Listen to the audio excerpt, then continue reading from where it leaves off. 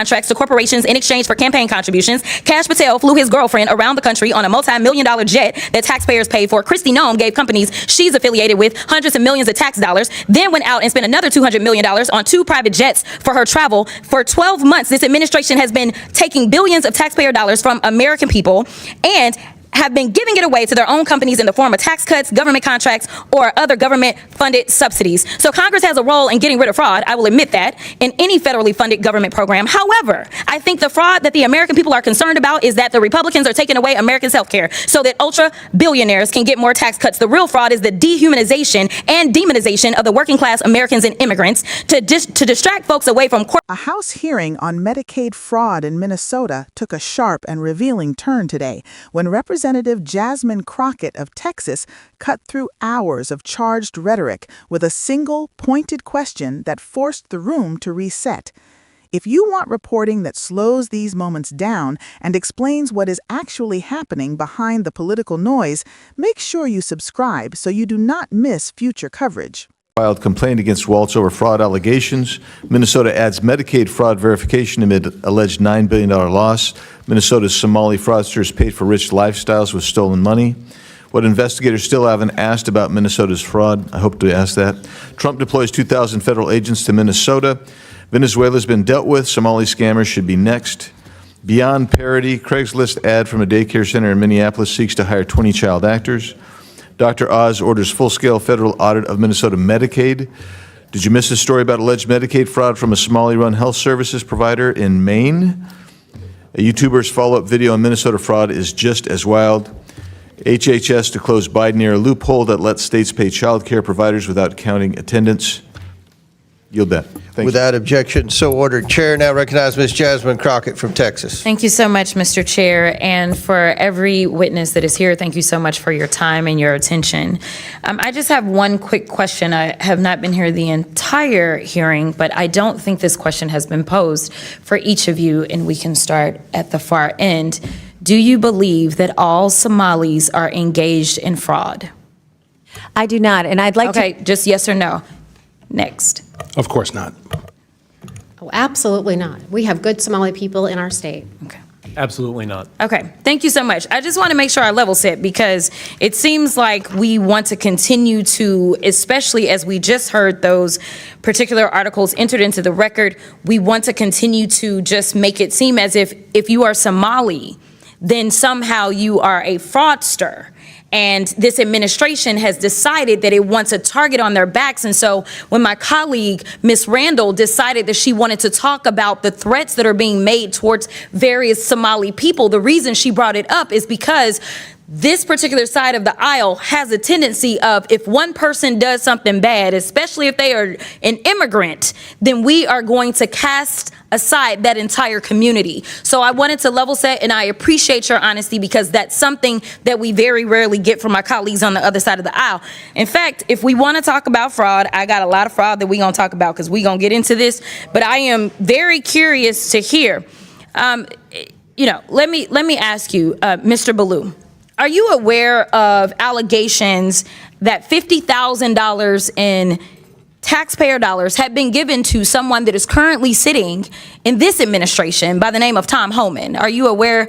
Okay, that's a yes. I am. Okay, and last I checked, and correct me if I'm wrong if you have different information, but he was given that $50,000 in exchange for being able to provide contracts and kickbacks to people as soon as Trump was going to get into office. The DOJ was actually investigating this, but as soon as Trump got into office, last I checked, he actually said, go ahead and throw away that case. So it was a Department of Justice investigation, and he accepted the money from an undercover FBI agent in cash. Are you aware as to whether or not we ever got that $50,000 back? I'm not. Oh, okay. Are you aware as to whether or not this committee has decided to investigate that? I'm not. Are you aware as to whether or not any committee in Congress has decided to investigate the fact that we know that he took $50,000 from an undercover officer, and yet we still don't have that money, nor does he have any charges? I'm not. Oh, okay. All right. So let's get into it.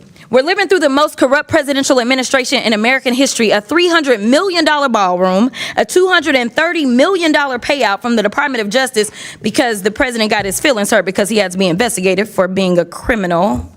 Hundreds of thousands of taxpayer dollars spent at Trump-owned properties around the country, Trump-branded wine being sold at the Coast Guard exchanges, American taxpayer dollars being spent on DHS propaganda ads on Truth Social, awarding federal contracts to corporations in exchange for campaign contributions. Kash Patel flew his girlfriend around the country on a multi-million-dollar jet that taxpayers paid for. Kristi Noem gave companies she's affiliated with hundreds of millions of tax dollars, then went out and spent another $200 million on 2 private jets for her travel. For 12 months, this administration has been taking billions of taxpayer dollars from American people and have been giving it away to their own companies in the form of tax cuts, government contracts, or other government-funded subsidies. So Congress has a role in getting rid of fraud, I will admit that, in any federally funded government program. However, I think the fraud that the American people are concerned about is that the Republicans are taking away Americans' health care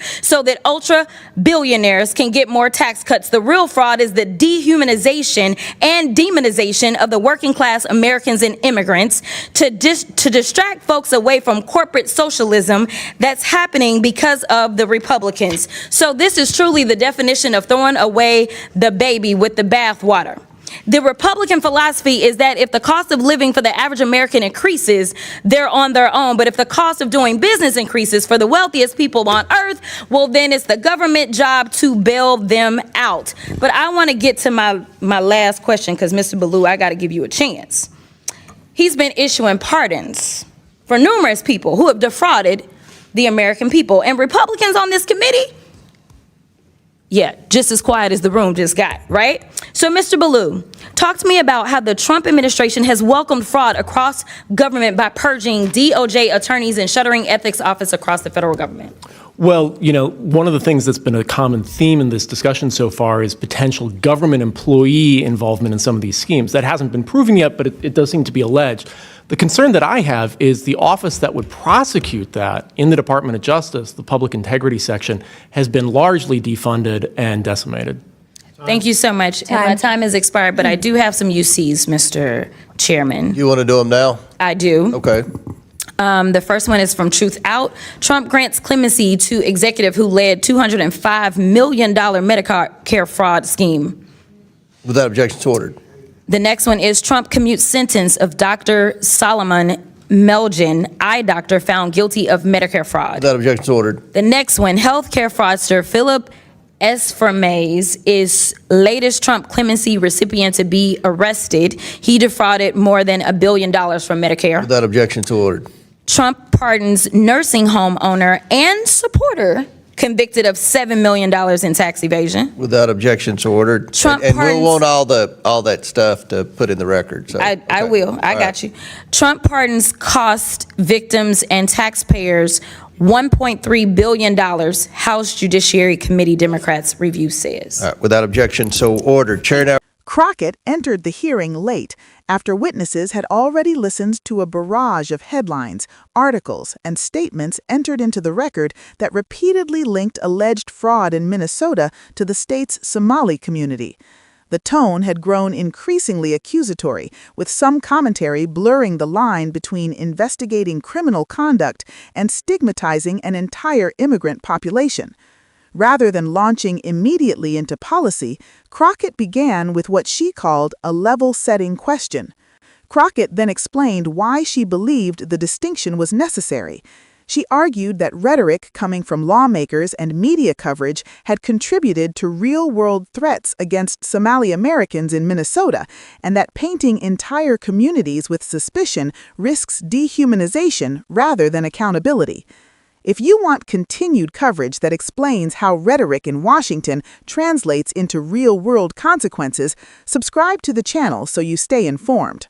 From there, Crockett broadened the discussion, challenging the committee's apparent focus on fraud allegations involving immigrants while ignoring allegations involving powerful political figures.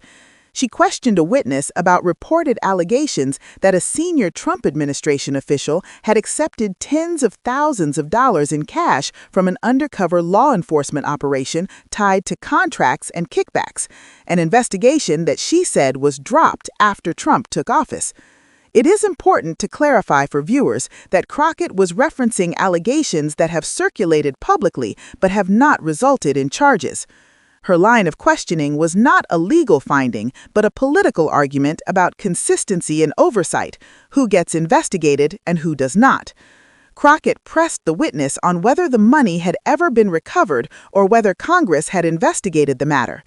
The witness said he was not aware of any such investigation.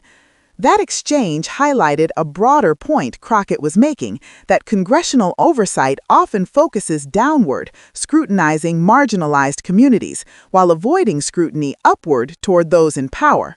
She then launched into a sweeping critique of what she described as systemic corruption under the Trump administration, citing government spending at Trump-owned properties, federal contracts awarded to political allies, the use of taxpayer-funded assets for personal travel, and the weakening of ethics and oversight offices within the federal government. She argued that while fraud should be addressed in all federally funded programs, the larger concern for many Americans is the perception that government policy protects the wealthiest interests while scrutinizing the poorest recipients most aggressively. Her final question to the witness focused on the Trump administration's approach to enforcement itself, specifically the defunding and weakening of the Department of Justice's Public Integrity Section, the office responsible for prosecuting corruption by government officials. Before yielding back, Crockett requested unanimous consent to enter multiple articles into the record detailing Trump-era pardons and commutations involving individuals convicted of major Medicare and healthcare fraud. The chairman granted those requests without objection. That detail is easy to miss, but it matters. If you want continued analysis that separates political theater from procedural reality, make sure you subscribe so you do not miss what comes next. So, what should viewers take away from this exchange? First, Crockett's initial question exposed how easily investigations can drift into collective blame if lawmakers do not actively push back against it. Second, the hearing illustrated how oversight can become selective, focusing on visible, vulnerable groups while treating allegations involving powerful figures as untouchable or out of scope. And third, it showed that fraud is not a partisan talking point, but a systemic issue, one that demands consistency if public trust is to be maintained. As Congress continues to investigate Medicaid fraud and government waste, moments like this will shape whether those efforts are seen as genuine accountability or political targeting. We will continue tracking these hearings closely and explaining what the soundbites do not. Subscribe to the channel for ongoing coverage, deeper context, and clear explanations of how power, policy, and accountability intersect in Washington.